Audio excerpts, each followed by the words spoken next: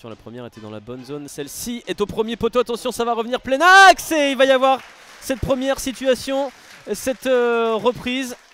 Reste à trouver la bonne zone. C'est pas simple de réussir à battre le Puy-Foot. Lungeri, c'est bien fait. Et attention, parce qu'il y a une situation, cette fois-ci, elle est intéressante. La tête de Ansuso et que James Lemarer qui va se porter à l'avant-poste.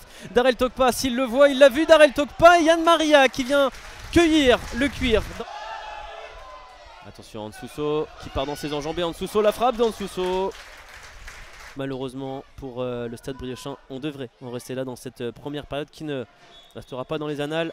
C'est terminé, il ne s'est pas passé grand chose dans cette première période. 0-0 entre le Stade Briochin et le Puy-Foot 43 de Matteo Remars, sauf qu'il ne sera pas trouvé. Matteo Remars, Ibrahim Sangaré dans la profondeur, et c'est bien fait de la part d'Ibrahim Sangaré qui va peut-être pouvoir frapper. Elle est difficilement prenable, c'est le premier tir véritablement cadré de la part du Puy-Foot 43 dans cette deuxième période. Peut-être même mettre le Stade Briochin en position idéale avec Darrell Tokpa dans la surface. La frappe de Darrell Tokpa.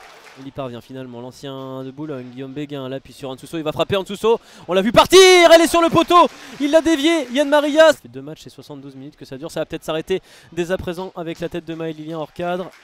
À centrer au deuxième poteau, il n'y a personne, mais il y a quand même James Lemarer pour récupérer ce ballon, il le met plein axe.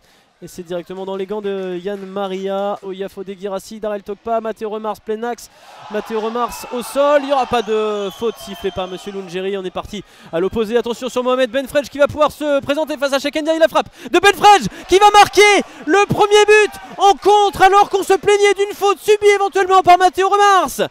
Les Poneaux qui viennent frapper un grand coup et surtout jeter un froid sur le stade Fred Aubert. Peut-être pour cela jouer passeur décisif dans la dernière encablure de cette partie. Et James Lemarer de la tête qui réussit à trouver Fodé Guirassi, mais Fodé Guirassi derrière ne trouve pas Darrell Tokpa. Et c'est terminé, la première victoire de la saison hors de Célas pour le Puy-Foot 43, la rage de Julien Benaïm.